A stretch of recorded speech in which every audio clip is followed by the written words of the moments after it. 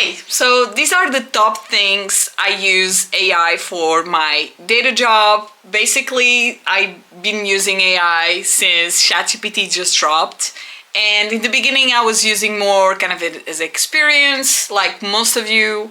And basically, after I've iterated a little bit and make sure that some of the things I could actually potential for my work, I started gaining confidence using ChatGPT and also Claude Code since it dropped.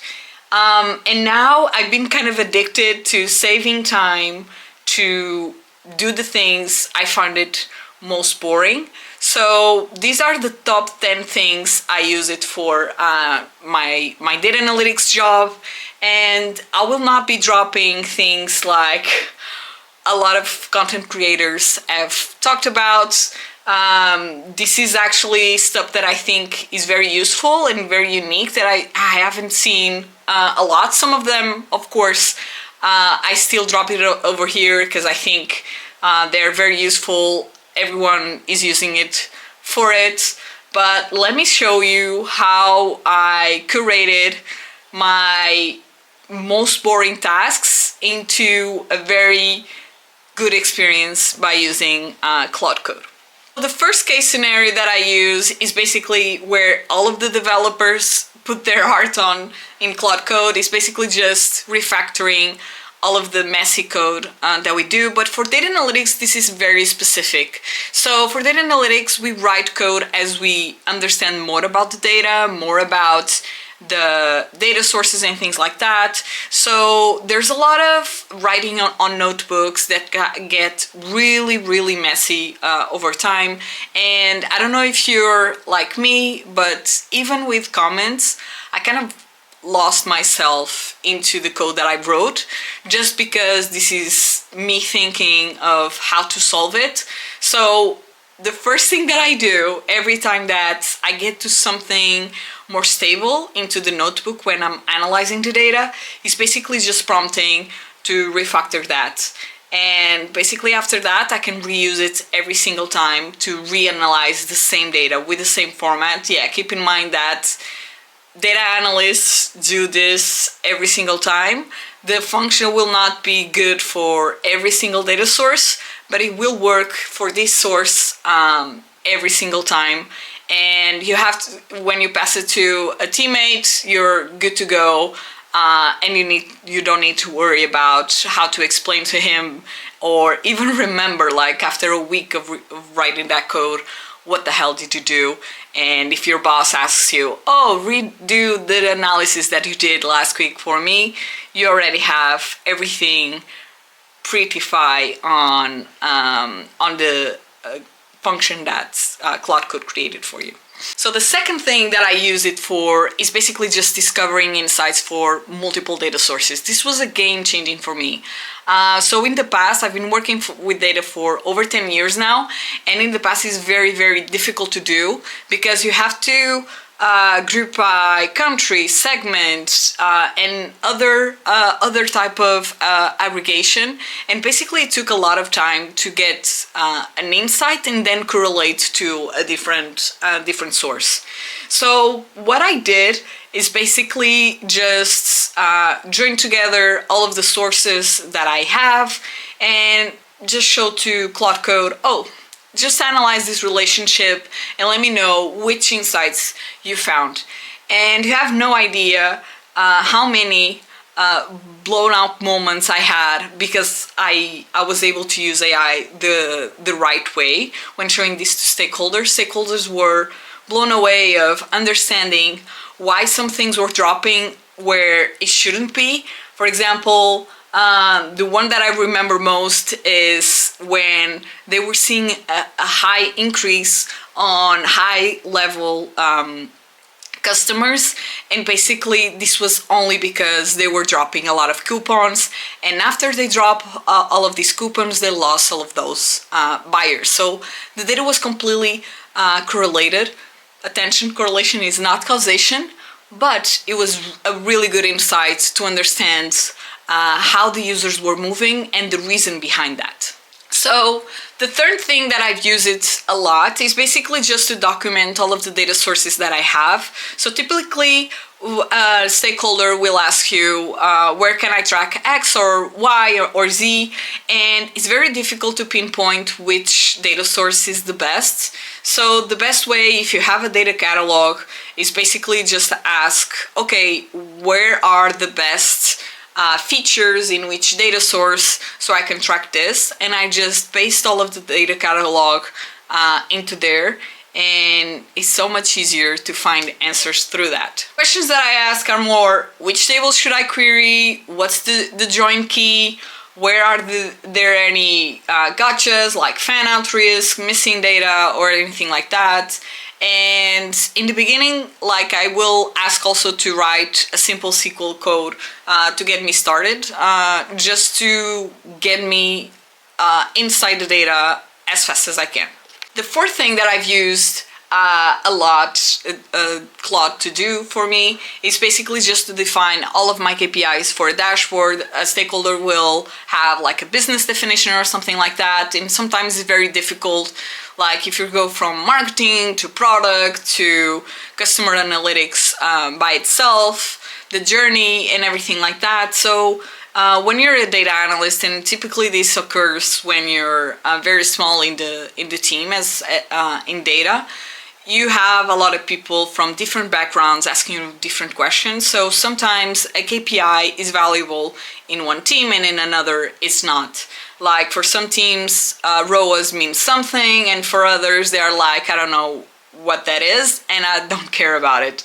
So having Claude to define which person is asking for that information, which data source typically is used for that specific context, the business definition of it all, and which KPIs are good for a dashboard, and also kind of to teach how the stakeholders should read those KPIs and make actions from it. So I pretty much, instead of investigating and taking a lot of time into it, I just ask AI to do it for me.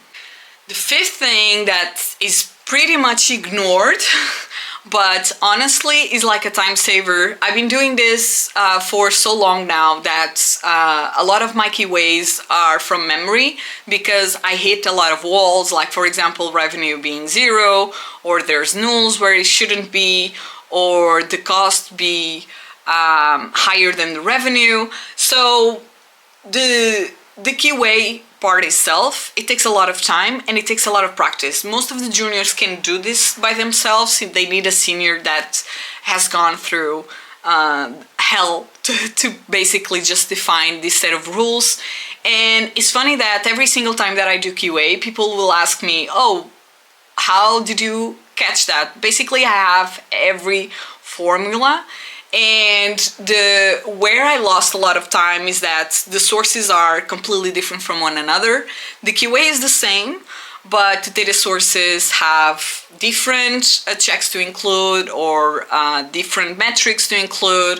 So basically I just ask Claude, okay, this is my data, just check for duplicates where it shouldn't be. The revenue, for example, the values can't be 0. So I give it a set of rules, and it basically just write me the SQL code for all of those checks, and people can recreate this every single time that they need to rerun an analysis and do the QA for this type of analysis. This is kind of a life-changing, the number 6 that I'm showing. We had a problem in a company that I've worked for, which was basically we were spending half of our budgets on the data warehouse in like 2 days into the month. And this is real, this is happening. Like teams are spending a lot of time just because they are querying wrong.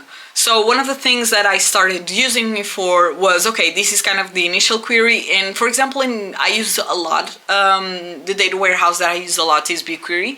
And BigQuery will tell me how many megabytes I will spend for that specific query to run. And that's kind of amazing to do that for you.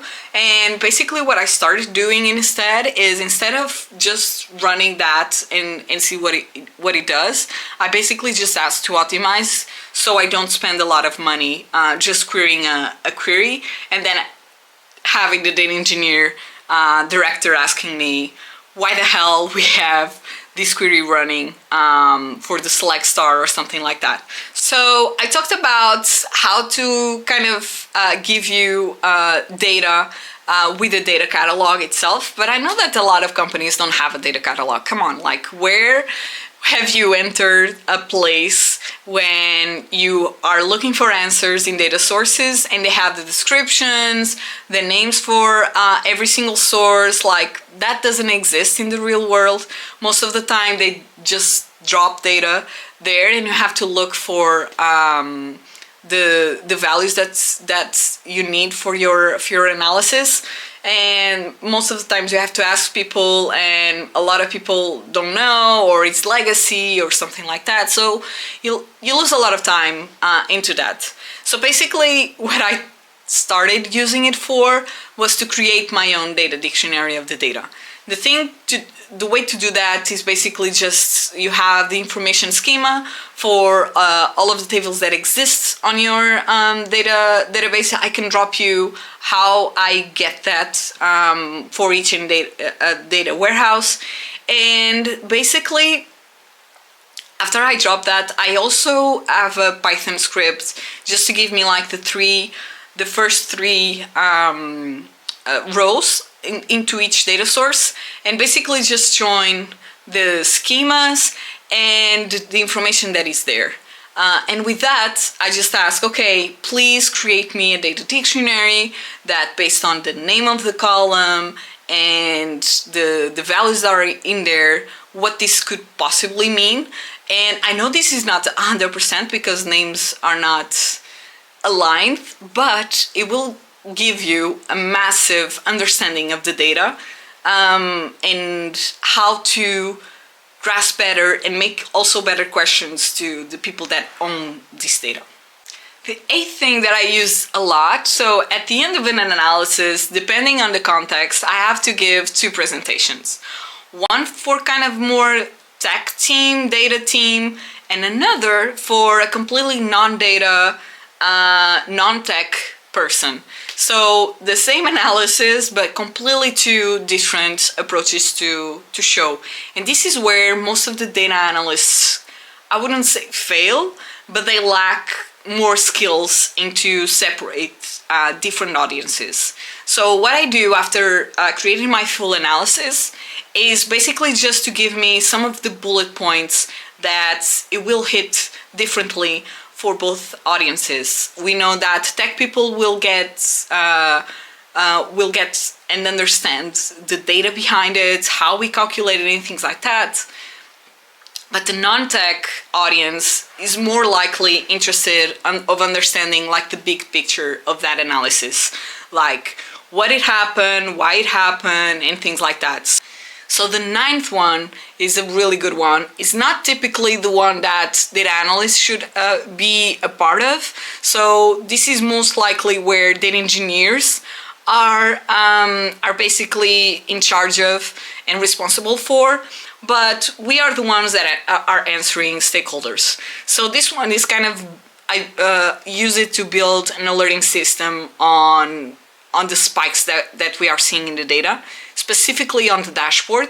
So I've basically, after the dashboard is built, I've asked AI just to build me an AI system with data spikes. And the way to do that is basically just rolling average for 3 days or 7 days or a month, depending on the complexity of your data, and just give me like a clean summary with alerts or no alerts, just to get me started with if it's something going on or not, and just giving me back all of the alerts before a stakeholder notice it. So that's a really good tip, and I promise you it will give you nights of rest for sure.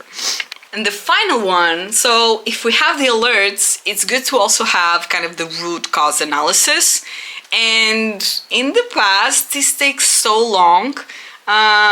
Like in other problems, we also have to drill down by country, by segments, by year, like by basically every single aggregation there is in the data to understand where the problem is coming from.